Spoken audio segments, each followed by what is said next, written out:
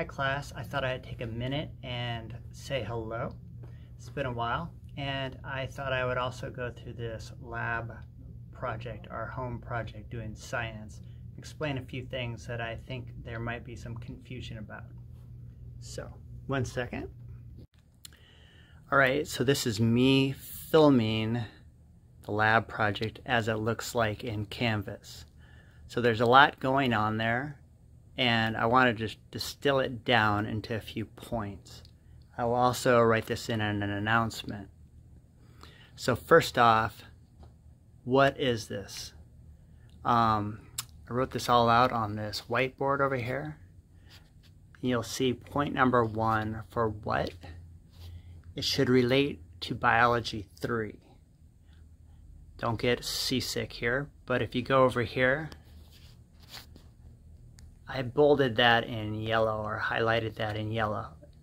The project overview number 2, it has to be relevant to this course. I see a lot of neat projects out there. If you Google science experiment or at-home science experiment, you'll get all sorts of cool things. But some of those are physics, some of those are chemistry. Science takes care and takes in a lot of different things, but this class is biology. So try to keep that in mind. So going back over here, number 1, it should relate to biology. Number 2, when you're doing this, you should be able to explain the science behind it. So if you have an experiment or you want to do a demo of something, explain the science behind it. And number 3, you'll notice this comes up over and over again, and it's kind of confusing, so I want to point this out. You should have a clear protocol, and a protocol is the same as the procedures or directions. And this is kind of the key thing with science. Unless you write that down, it's going to be hard to repeat it. So you want others to be able to repeat it. And I give the analogy in the past that science is more like baking than cooking. In cooking, you can kind of wing it. You can kind of add a dash of this or a dash of that. You can simmer here, or you can turn up the heat or throw whatever you want in there, and it's often delicious.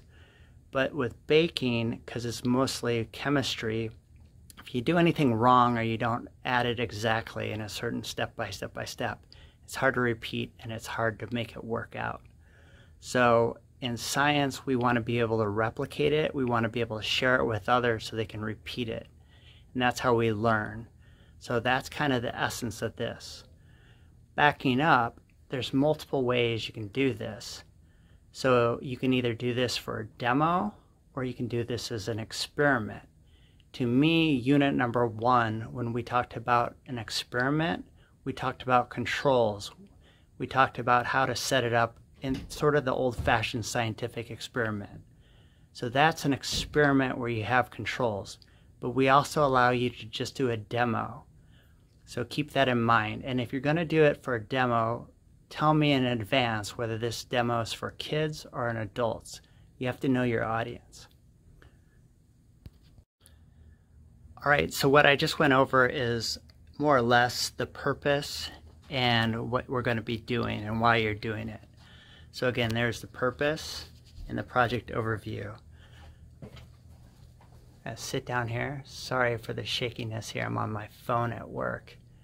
Couple different things. There's the plan for the project. There's a peer review, and then you're going to present your video.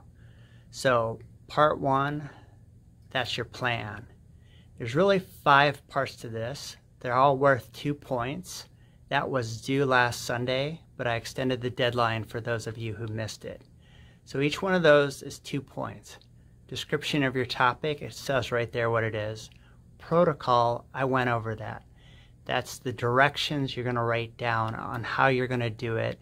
And if you give that to me, I should be able to do exactly what you did. I should be able to repeat it. Materials, the key thing here is we want you to be able to do this at home. We want it simple, and we don't want you to spend much money on this. In fact, the less money you spend, the more power to you. Life is expensive enough. Don't spend money to try to make this look nice. Basically, the long and short of this, there's a 4 to 7 minute video, We don't expect you to be getting can't even think what the Hollywood people get, an Academy Award. That's what I wanted to say. So your point is to make a nice video, but don't go overboard here. And if you don't want to be in it, you can do the Screen-O-Matic. There's other ways to do this. Timeline, just kind of set that out, how you want to do that. After you submitted it, Canvas will assign you to do a peer review. It's anonymous. And also know that I'm going to be doing this peer review for you too. And the thing I'm going to look for is to go back and say, does this relate to the course, number two up here, and are you able to explain the science behind it? So, but on this part here, when you submit your plan, these 5 points here, that's going to be part of the rubric, and that's how you're going to be judged on that. So if you participate in the peer review, that's kind of like the discussion where you write replies to other people. That's by participating, you're going to get 5 points. So your video presentation, again, there's going to be 5 criteria here. It's whether or not you have a good procedure or a protocol or directions, and you're going to have to demonstrate that or do an experiment. The science behind it, can you explain how it works? And 3, why is it relevant to our class? So up above, that wasn't really clear, but I definitely want to highlight that. Number 2, what is the science behind it? And number 3, how does it relate to our class?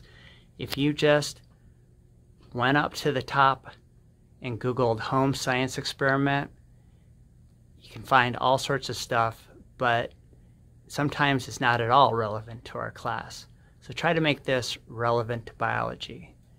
Backing up, I'm not the first one who came up with this idea, but I happen to have an apple here.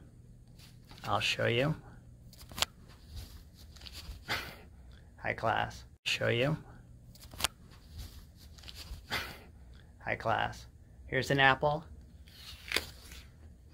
I don't want to eat with my mouth open, but you know, it's my class. So right there you see it's normal, and as you can see over here, in time, we all know this, it turns brown. Now in this case, it's a Scientific American, and under chemistry, they talk about the chemistry behind why an apple turns brown.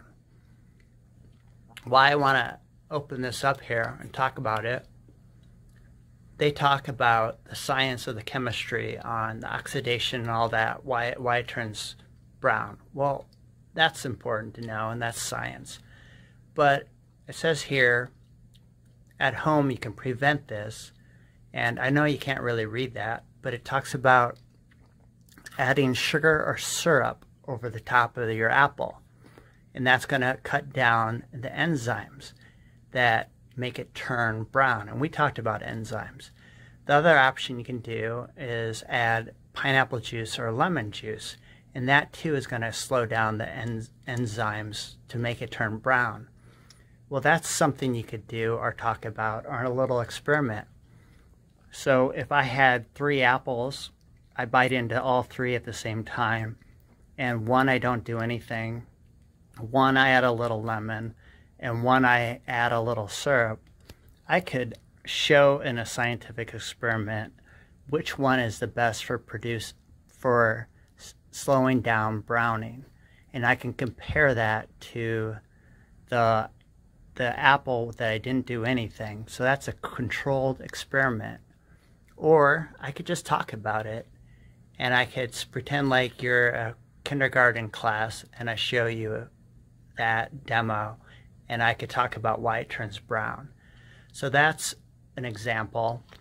Over here, we also give you examples, right? Science demonstration, teach children, cooking with microorganisms. We talk about the yeast and the CO2 that it produces. But be sure that whatever you do, you're explaining the science behind it, and it relates to this class. So that's kind of a scattered presentation here, but hopefully you get a clue on what we're doing and why.